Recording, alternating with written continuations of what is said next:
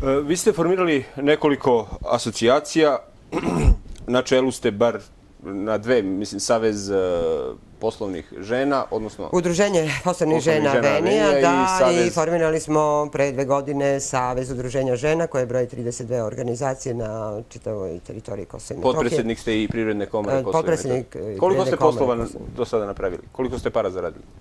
Pa ne gledam ja ne gledam kroz to koliko sam para zaradila, jer malo da te podsjetim. A šta je svrha bavljanja biznisom? Ne.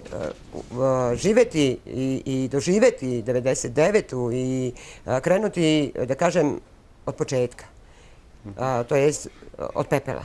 I doći do jedne situacije 2004. i onda ponovo progon i ponovo od početka.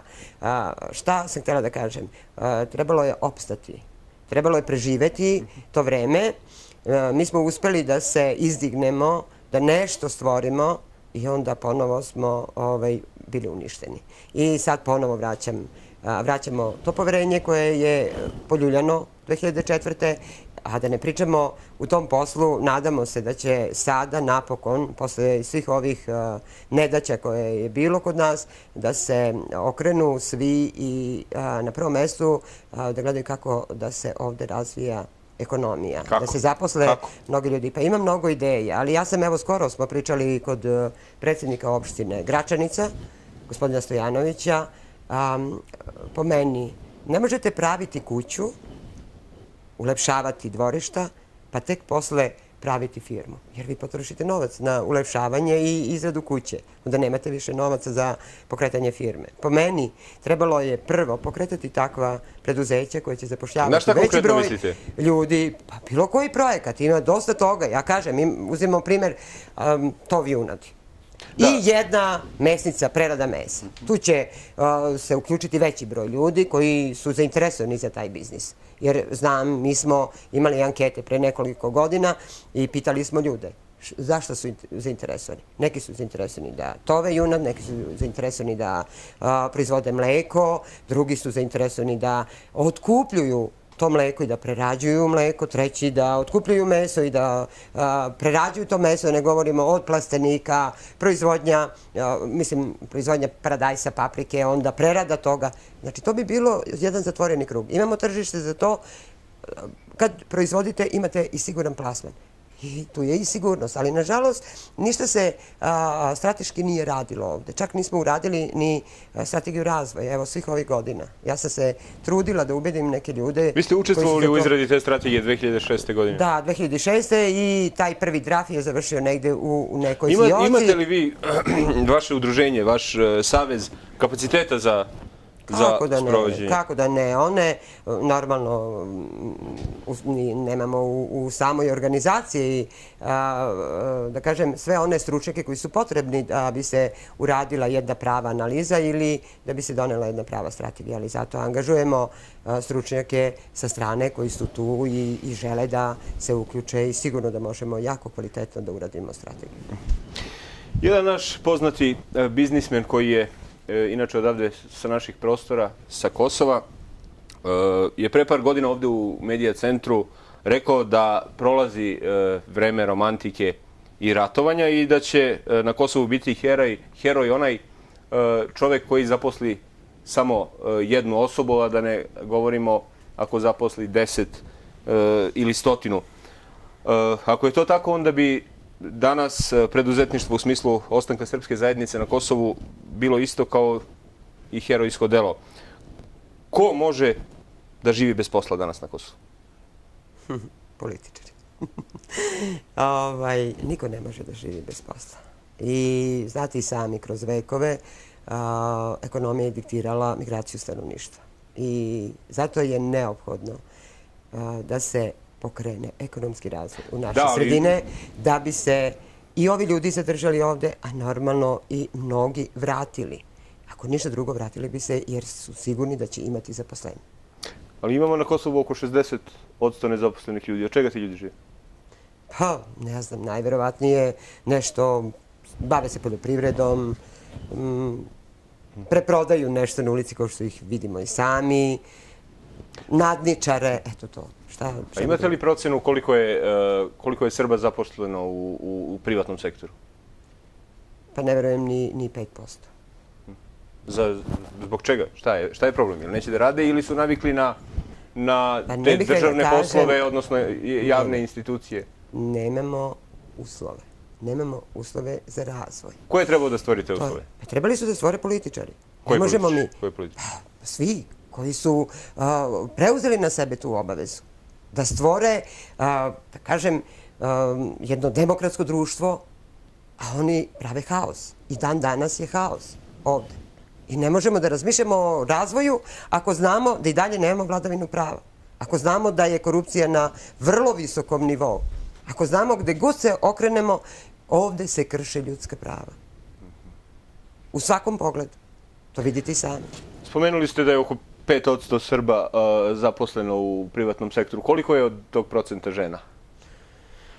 Žena, u privatnom sektoru ima dosta žena. To mogu da kažem sigurno da je 70% žena zaposleno u privatnom sektoru. Su žene vrednije od muškaraca? Pa ne vrednije, nego žene su odgovornije kad je porodica u pitanju. I nemoj da mi zamere mnogi muškarci, ali to je pokazala analiza tokom ranijih godina, kad se nađemo u jednom haosu, ko što smo se mi našli od 99. A da ne kažem i pre toga, sećate se kakvo je vreme bilo ovde na Kosovu, kad je muškarac sprečen da doprinosi, da radi, da bude kreativan, kao što je bio ranijih godina, onda on se izgubi u nekom svom. Govorim za većinu muškaraca. Mislim da mi ne zamere oni pojedinci koji stvarno su bili dovoljno hrabri da su mogli da se nose sa situacijom koja nas je snašla. Ali da kažem, naši ljudi, jednostavno, naročito po enklavama, oni su se pretežno odali alkoholu.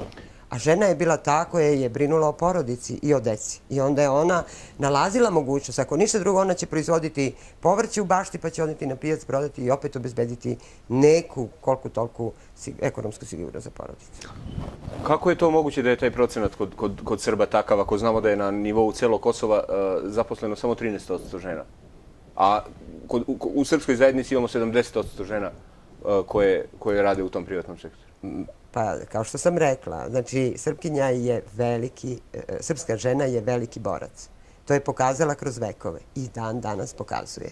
I ja sam stvarno u tom, da kažem sada, čestom kontaktu sa ženama preponosna na kosovsku ženu.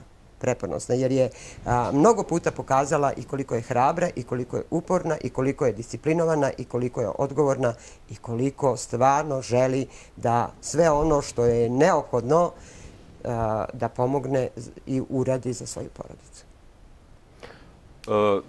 Da li su te žene koje su zaposlene u privatnim firmama, da li su ispunjena njihova prava u potpunosti? Da li su prijavljene na birovu? Da li im se uplaćuje Ne, staž? mnoge ne. Nažalost, mnoge ne, ali kao što sam rekla da su uslovi privređivanja ovde jako loši.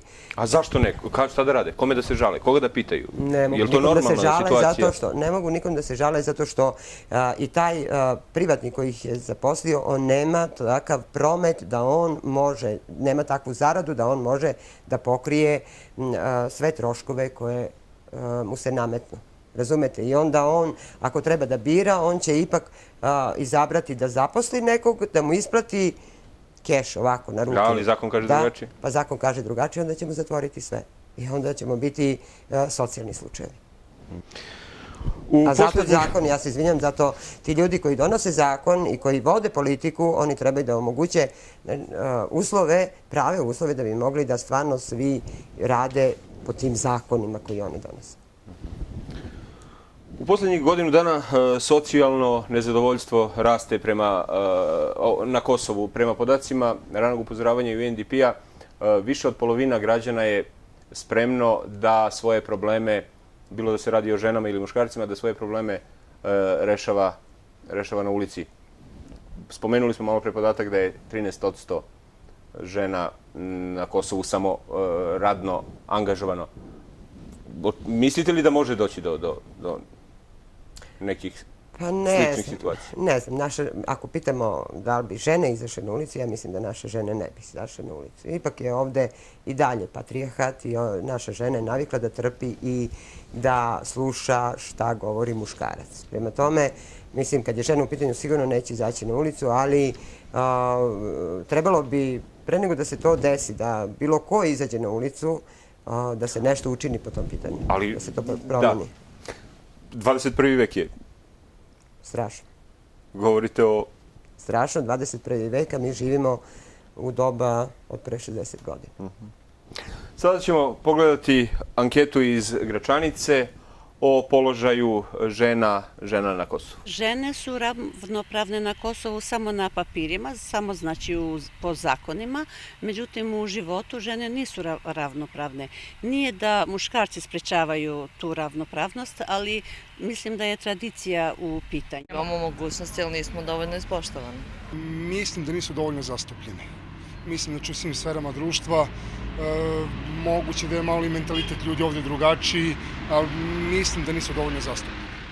Žene na Kosovu nisu ravnopravne sa muškarcima, nema ih u politici, ne poštuju ih dovoljno u institucijama. Žene imaju sada mogućnost da školuje, da ide svuda po prodavnicama, po institucijama, nikakav problem nema, kao da smo u Americi. Žene, kako kažu žene, tako. Isto, kao u Srbiji i na Kosovo. Žene komanduju. Više žensko se muškaraci sad sreću. Kako može sad sve završi fakultet, školu i šta fali? U mnogo smo boljem položaju danas nego pre 10 godina, ali to i da nije ispoštovano. Nije dovoljno ispoštovano. Ne bih govorio u sadašnjoj situaciji, nekadašnja situacija i današnja situacija su dve različite situacije. Tako mi Bog, ja ću da budem iskrena. Sve preko veze ide. Kapirate što ću da kažem? Sve preko veze i poznanstva. Znači lančani tok.